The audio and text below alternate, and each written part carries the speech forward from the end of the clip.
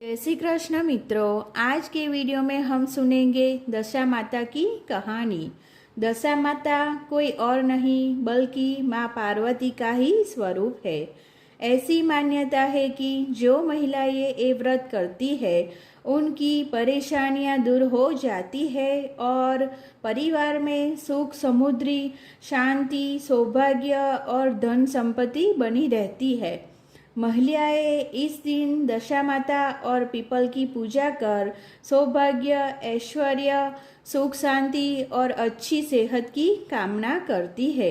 अब हम सुनेंगे दशा माता की कहानी। एक राजा की दो रानियां थी। रानी की प्यारी रानी को लक्ष्मी कहा जाता था और दूसरी रानी को कुलक्ष्मी कहा जाता था। एक दिन लक्ष्मी रानी क्रोध होकर लकड़ी का पट्टा ले मलिन कपड़े पहनकर कोप भवन में जा लेटी। राजा ने लक्ष्मी से पूछा, तुम कोप भवन में क्यों पड़ी हो? तुम क्या चाहती हो? रानी बोली, कुलक्ष्मी को देश से निकाल दिया जाए। कुलक्ष्मी रानी थी, इसलिए उसे निकाले देने से राजा की बदनामी होने का डर था।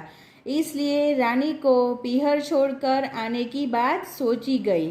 राजा ने पटरानी को एक रथ में सवार कराया और स्वयं घोड़े पर चढ़कर रथ के साथ चलने लगा। एक बीहड़ जंगल में पहुंचकर राजा ने रथ को रुकवाया। पालकी ढोने वालों को वहां से हटा जाने को कहा गया। राजा रानी को उस जंगल में छोड़कर घोड़े पर सवार होकर अपने महल में आ गया।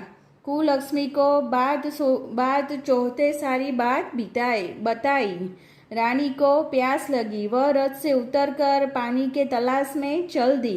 रानी ने आसपास पानी खोजा, परंतु उसे कोई जलाशय नहीं दिखाई दिया। रानी ने एक सारस के जोड़ों को एक तरफ जाते देखा। रानी कुलक्ष्मी सारस के जोड़ों के पीछे चल दी। चलते चलते वह एक नदी के किनारे पहुंच गई। रानी ने सोचा, यादी से निवंत होकर उसी नदी में स्नान किया और जल पीकर अपनी प्यास बुझाई। उस समय कुछ अन्य स्त्रियां भी स्नान कर रही थी। स्नान करने के बाद उन स्त्रियों ने दशा माता का डोरा लिया। उनके पास एक डोरा बच गया। उन्होंने रानी से डोरा लेने का अनुरोध किया। रानी डोरा लेकर अपने रथ में आकर बैठ गई। दशा माता ने रानी की परीक्षा लेने के लिए एक बुढ़िया का वेश धारण कर उसके रथ के पास आई।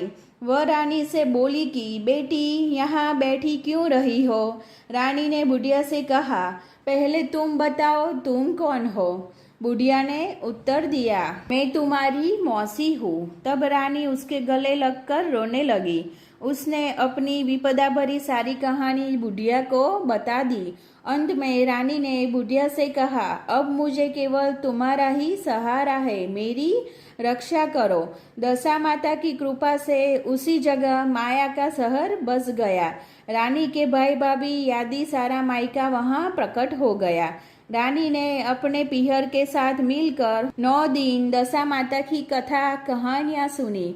10वें दिन डोरे की पूजा होनी थी। उस दिन सवेरे उठकर दशा माता ने रानी से कहा, नदी में स्नान कर आओ, वहां तुमको स्वर्ण कलश मिलेगा, तुम उसे ले लेना और जो डोली तुम्हें लेनी आए उसमें बैठ जाना। किसी से ये मत पूछना कि यह डोली किसकी है। रानी ने नदी में स्नान किया। वह स्नान करके बाहर निकल आई तो उसे 2 स्वर्ण के कलश नदी के किनारे रखे मिले। उन्हीं के पास रेशमी वस्त्र रखे थे। उन वस्त्रों को रानी ने पहन लिया। वह चलने को तैयार हुई तो उसी डोली आती दिखाई। वो डोली में बैठ गई और अपने घर पहुंच गई। घर पहुंचकर उसने माया के परिवार की सब महिलाओं सहित दशा माता की डोरे की पूजा की। सुहागिनों को भोजन कराया। उसके बाद उसने वारण किया। अब रानी अपने पीहर के आनंद पूर्वक सबके साथ मिलकर रहने लगी। इधर कुछ समय बाद राजा को रानी कुलक्ष्मी का ध्यान आया।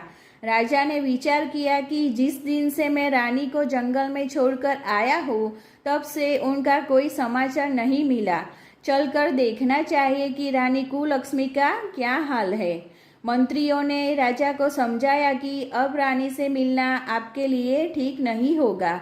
परंतु राजा ने मंत्रियों की बात पर कोई ध्यान नहीं दिया। वह घोड़े पर सवार होकर उसी स्थान पर पहुंचा जहां पर रानी को छोड़ आया था।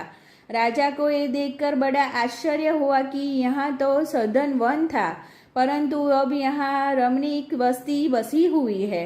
राजा ने लोगों से पूछा, यह कौन सी नगरी है? लोगों ने उसे बताया कि यह कुलक्ष्मी का नगर है। अब तो राजा के आश्चर्य का ठिकाना न रहा। वह बार बार सोच रहा था कि क्या यह नगर में मेरी पटरानी कुलक्ष्मी द्वारा बसाया नगर है।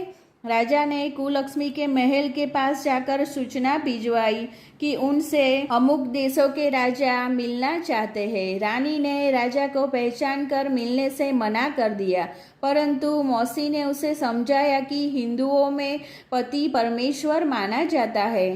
तुम्हें यही उचित है कि तुम यथाशक्ति उनका आदर सत्कार करो।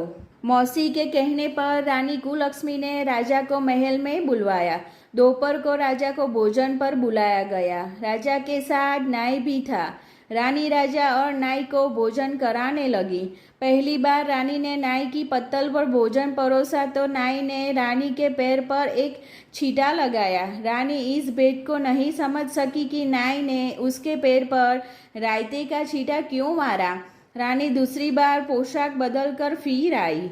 राजा मन में सोचने लगा कि यहाँ तो बहुत सी रानियां हैं, सबकी शक्ल एक जैसी है, मैं अपनी रानी को कैसे पहचानूंगा। डेरे आकर राजा ने नाई से कहा, यहाँ तो कई रानियां हैं, मैं अपनी रानी को कैसे पहचानूं।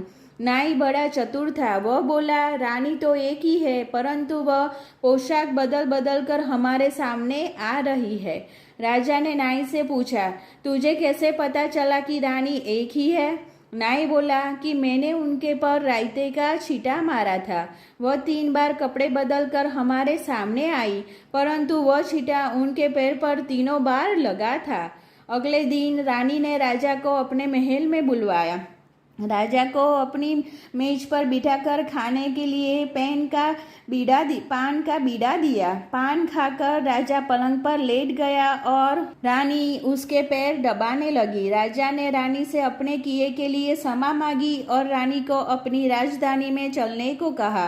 रानी ने कहा, आप मुझे किस मुंह से चलने को कह रहे हो? आप तो मुझे जंगल में अकेला छोड़कर चले गए थे। आप तो दूसरी रानी के कहने में आकर मेरी परित्याग कर चुके हैं। यह तो मेरी मौसी का किया हुआ है, उसी के कारण यह सब वैभव मुझे प्राप्त हुआ है, वरना आप तो मेरा सर्वनाश कर चुके थे। राजा ने रानी को बहुत समझाया। तब रानी बोली कि मैं केवल एक शर्त पर आपके साथ चल सकती हूँ। आप मेरी मौसी से वरदान मांगे कि यह नगरी आपकी राजधानी के पास पहुँचा दे, जिससे जब मेरा मन चाहे आपके पास रहूँ और जब भी चाहे तो मैं मौसी के दिए महल में चली जाऊँ।